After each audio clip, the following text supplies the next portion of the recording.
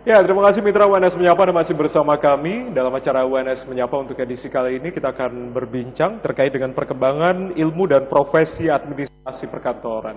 Kalau Anda baru saja menyimak program UNS Menyapa, tadi kita sudah berbincang bersama dengan Pak Andre Kaprodi dari Pendidikan Administrasi Perkantoran FKIP UNS dan juga Ibu Widi Murtini ini sebagai Ketua ASPAPI atau Asosiasi Sarjana dan Praktisi Administrasi Perkantoran Indonesia terkait dengan sejarah dan juga perkembangan lalu juga lulusan-lulusan dari program studi administrasi perkantoran FKIP UNS ini. Kita langsung berbincang lagi terkait dengan perkembangan ilmu dan profesi administrasi perkantoran bersama dengan Pak Andre dan juga Bu Widi. Pak Andre, kalau tadi dikatakan bahwasanya salah satu yang diberikan adalah penyesuaian terhadap perkembangan IT atau teknologi informasi yang saat ini sudah berkembang pesat. Nah, pelajaran berbasis masih menggeluti kalau untuk baik pembelajarannya. Jadi basis IT ini mereka mata lihat langsung dengan IT. Contohnya mereka dari awal sudah ada administrasi yang di situ sebenarnya ini memperlihatkan bagaimana profesi administrasi perkantoran ini bergeser dulu dari misalnya kita ketika manual pakai mesin tik gitu ya, Pak, otomatis sekarang dengan Microsoft MS Word, PowerPoint otomatis menguasai sampai tingkat mengetik, tetapi mengetik yang efektif, yang cepat, ya. Mereka bisa mengetik 10 jari. Alumni kita semua bedanya 10 itu. 10 jari buta. Jadi misalnya ditutup matanya pun mereka bisa. Ya, itu. Apakah memang ada kompetensi tertentu? Ada ya, Pak? Ya, jadi pelajaran mata kuliah mengetik tradisional, mengetik manual tetap kita pertahankan. Melatih bagaimana mengetik itu dengan kecepatan dan hafal mereka gitu. Jadi betul-betul kompetensinya itu mereka bisa diandalkan untuk soal itu gitu. Jadi berbeda dengan orang bisa kalau MS Word mungkin semua mahasiswa bisa, tapi kalau lulusan kita itu sampai tingkat advance bisa gunakan semua fungsi di Excel, mereka semua bisa dan mereka cepat bekerjanya dengan kalau memang ditugaskan pekerjaan dengan software itu mereka sangat mumpuni. Itu contoh yang pertama. Kemudian kalau yang berbasis IT yang lain itu dengan penggunaan berbagai macam fasilitas seperti misalnya sekarang rapat ada telekonferensi, video conference, net meeting kayak gitu. Ada laboratorium. Ada lab kita insya Allah sudah dilengkapi dengan itu dan ini juga terus kita tingkatkan karena kita juga kebetulan menjadi rujukan bagi SMK-SMK administrasi perkantoran di wilayah Solo Raya dan sebagian Jawa Tengah kita sudah. Dengan beberapa SMK ya Pak ya? SMK ya. Baik, ketika tadi bilang oleh Pak Andre bahwasanya memang menjadi tuntutan yang harus dilakukan oleh lulusan dari administrasi perkantoran sendiri ketika memang teknologi ini semakin berkembang ya. Apakah benar seperti itu ya? Ya, saya kira seperti itu. Kalau tidak mengikuti perkembangan IT tentu sama, kembali seperti dulu ya. Jadi mereka lulusannya tentu tidak akan kurang ya. Itu terserap di dunia di lapangan pekerjaan, ya lapangan pekerjaan tentu saja. Karena sekarang kurikulum kan harus menyesuaikan, kan harus diredesain terus setiap 4 tahun sekali ya maksudnya ya. Kurikulum disesuaikan, kita mengundang para stakeholder untuk gimana sih menurut stakeholder itu kebutuhan yang harus untuk memperbaiki kurikulum di PAP itu kayak apa, sehingga kita menyesuaikan diskusi bersama untuk meredesain kembali sehingga nanti itu lulusan dari PAP itu sesuai dengan permintaan kebutuhan gitu. Dan di lapangan di dosen di PAP juga kan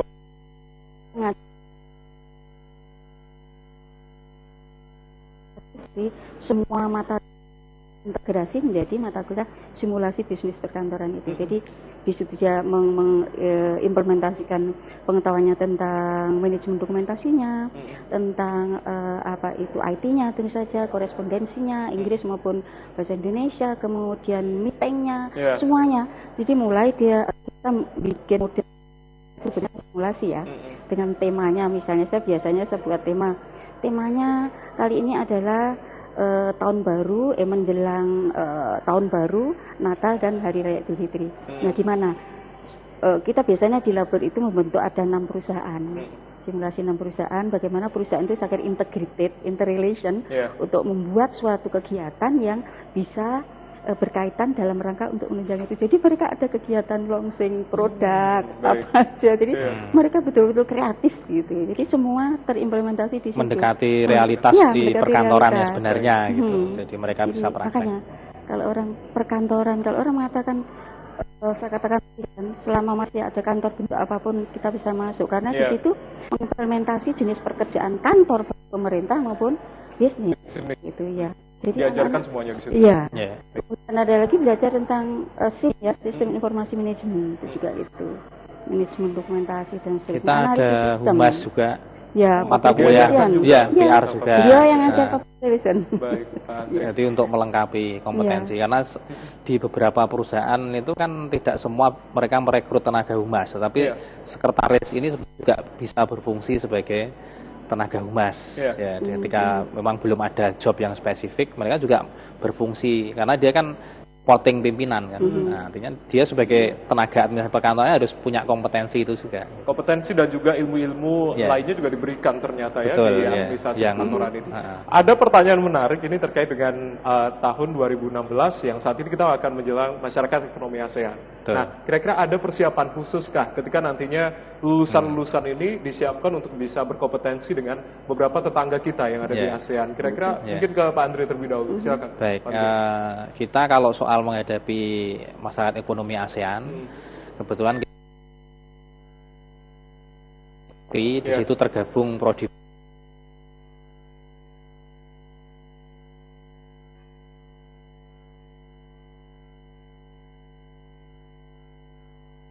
untuk itu. Ya, artinya kita berusaha untuk nantinya ada semacam benchmarking dengan negara tetangga yang lain di ASEAN ini, sehingga bisa menyamakan kompetensi sekretaris di sini dengan di Malaysia misalnya.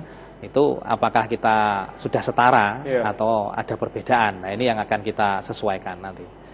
Kita sudah mengarah ke sana, dan nanti mungkin Bu Widi bisa lebih mendetail tentang usaha yang sedang sekarang dirintis, dan mudah-mudahan sebentar lagi sudah bisa goal, itu LSP sebagai lembaga.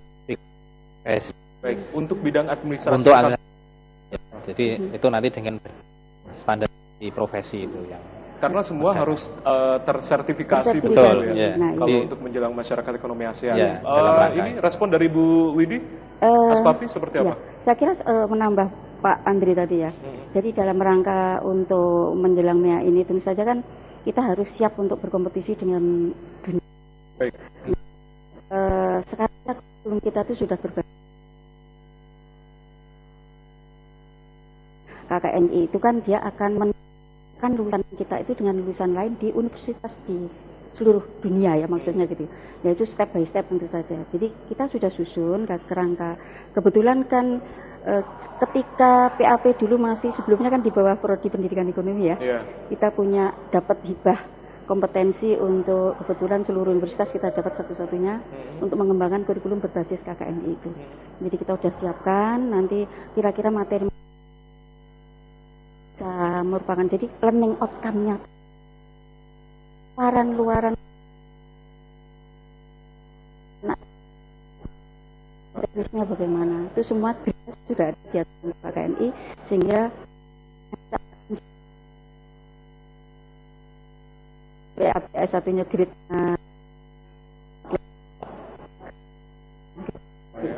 ada yang mau ke luar negeri juga mungkin bisa diterima. Gitu. Benar. Nah, ini kita akan berbincang lagi kepada ilmu satu-satunya, ilmu yang perkantoran.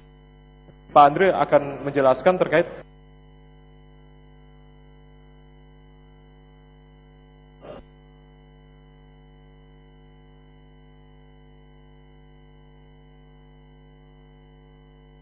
itu seperti apa, Pak? Singgung sedikit.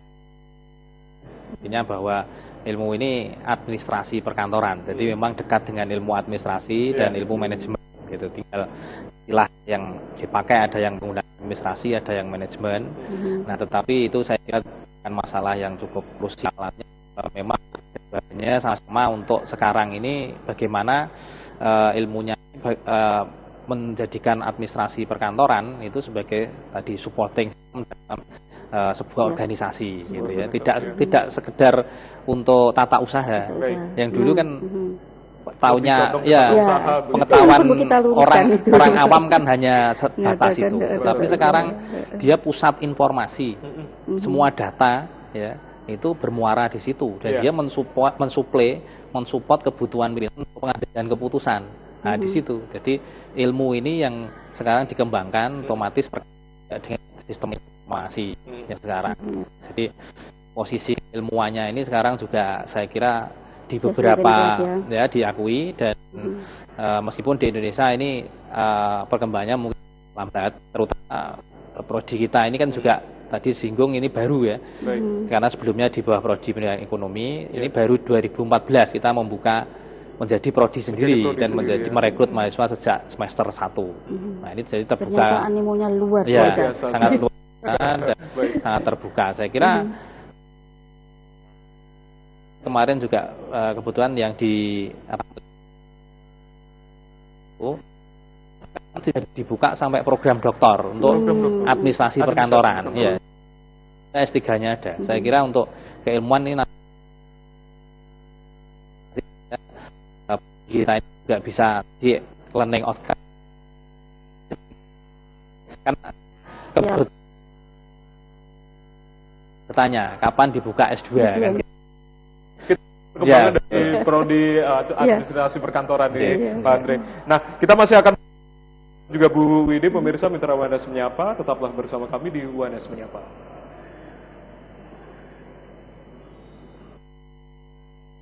Kita juga perlu luruskan nih, masyarakat awam itu mengenal administrasi itu kegiatan tulis-menulis.